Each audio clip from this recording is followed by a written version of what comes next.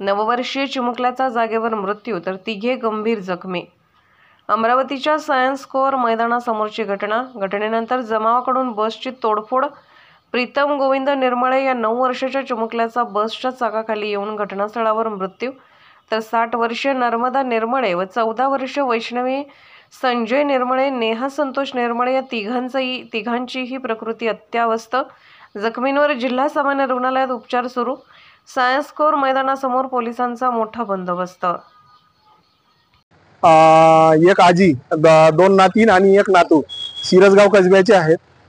बस डेपोच्या बाजूला जे science core आहे तिथून पायदळ जात असताना एक सिटी बस आली आणि त्या सिटी बस मध्ये नातू मागच्या चाकात आलेला आहे, घटनास्थळी मरण पावला आहे आणि जे एक नातीन होती नातीनला मार लागलेला आहे।